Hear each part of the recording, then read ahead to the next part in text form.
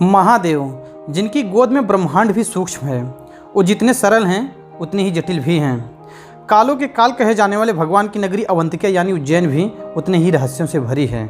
नमस्ते दोस्तों, मैं अरविंद अपने YouTube चैनल त्रिशूल पर एक नए वीडियो के साथ, और आज इस वीडियो में बात करूंगा महाकाल की नगरी उज्जैन के बारे में। लेकिन आगे बढ़ने से पहले मैं आप लोगों से निवेदन करूंगा कि यदि अभी तक आप लोग हमारे चैनल को सब्सक्राइब नहीं किए हैं तो कृपया सब्सक्राइब कर दीजिए और साथ ही साथ बेल आइकन को भी दबा दीजिए, जिससे जब भी मैं कोई नया वीडियो अपलोड करूं तो उसका नोटिफिकेशन आप लोगों तक पहुंचे। देवाधिदेव महादेव भगवान शंकर की नगरी कहे जाने वाली अवंतिका नगरी या उज्जैन अपने आप में बहुत अद्भुत है। शिप्रा नदी के किनारे बसे और मंदिरों से सजी इस नगरी को सदियों से महाकाल की नगरी के तौर पर जाना जाता है। हालांकि हजारों साल के कालखंड में उज्जैन नगरी को अवंतिका, कनकश्रृंगा, कुशस्थली, भोगस्थली, अमरावती जैसे कई नामों से जाना गया है। महाकाल की भूमि उज्जैन को लेकर तमाम रहस्य हैं। कहा जाता है कि उज्जैन पूरे आकाश का मध्य स्थान है, यानी यही आकाश का केंद्र है। साथ ही उज्जैन पृथ्वी का भी केंद्र है, यानी यही वो जगह है जहाँ से पूरे ब्रह्मांड का समय निर्धारित होता है। इसी जगह से ब्रह्मांड की काल गणना होती है। समय का केंद्र मानी जाने वाली इस धरती को इसीलिए महाकाल की धरती कहा जाता है।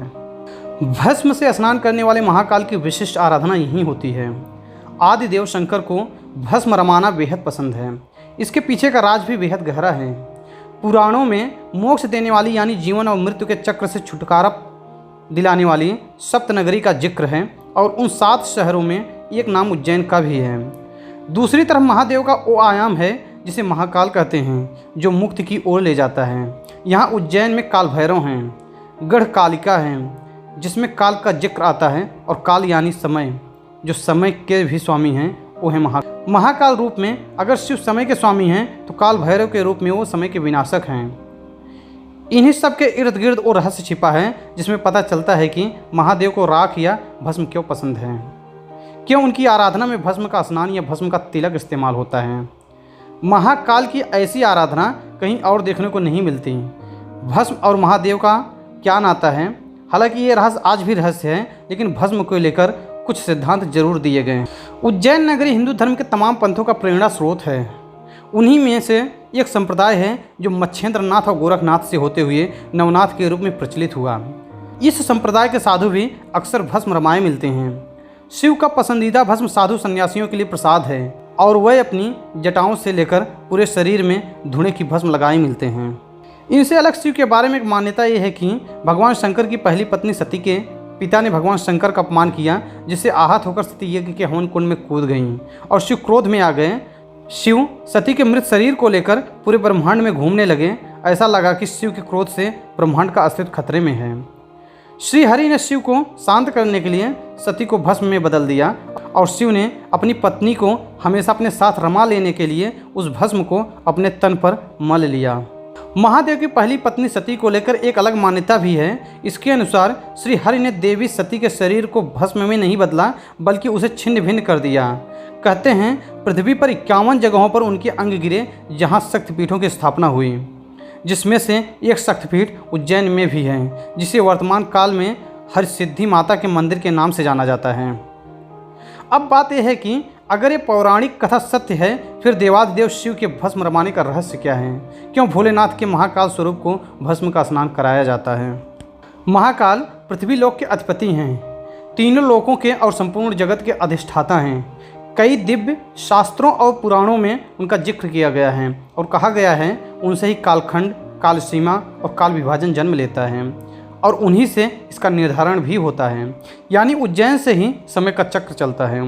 पूरे ब्रह्मांड में सभी चक्र यहीं से चलते हैं, चाहे पृथ्वी का अपनी धुरी पर घूमना हो, चंद्रमा का पृथ्वी का चक्कर लगाना, पृथ्वी का सूर्य का चक्कर लगाना हो, या फिर आसमान में किसी प्रकार का चक्र हो। यह सब क्रियाएं महाकाल को साक्षी मानकर ही होती हैं। एक मान्यता यह है कि शिव अपने शरीर पर चिता की राख मलते हैं और संदेश देते हैं कि आखिर में सब कुछ राख हो जाना है। ऐसे में सांसारिक चीज़ों को लेकर मोह माया के वश में न रहें और भस्म की तरह बनकर स्वयं को प्रभु को समर्पित कर दें। भस्म विध्वंस का प्रतीक है, क्योंकि ब्रह्मा अगर सृष्टि के निर्माण करता है और विष्णु पालन करता है तो महेश को सृष्टि का विनाशक माना जाता है। जब सृष्टि में नकारात्मकता बहुत ज़्यादा बढ़ जाती है तो शिव संहारक के रूप में आते हैं और सब कुछ विध्वंस कर डालते हैं। तो मान्यता ये भी है कि भस्म उस विध्वंस का प्रतीक है जिसकी याद शिव सबको दिलाते हैं कि सभी सत्कर्म करें, अन्यथा अंत में वो सब राख कर देंगे।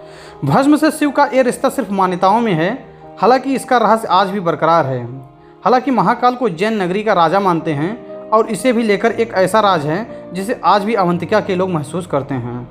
भारतीय जनश्रुतियों में सबसे प्रचलित कथा साहित्य विक्रम बेताल और सिंहासन बत्तीसी की कहानियाँ हैं। उज्जैन के राजा विक्रमादित्य से जुड़े ऐसे कई रहस्यों को इस नगरी ने समेट रखा है। कहा जाता है कि राजा विक्रमादित्य ने जब से 32 बोलने वाली पुतलियों से जड़े हुए अपने सिंहासन को छोड़ा तो उनके शासन के बाद से यहाँ कोई भी राजा रात में रुक नहीं सकता। उज्जैन के एक ही राजा हैं और वो हैं कालों के काल महाकाल। पौराणिक तथा और सिंहासन बत्तीसी की कथा के मुताबिक राजा भोज के काल से ही यहाँ कोई राजा नहीं रुकता है।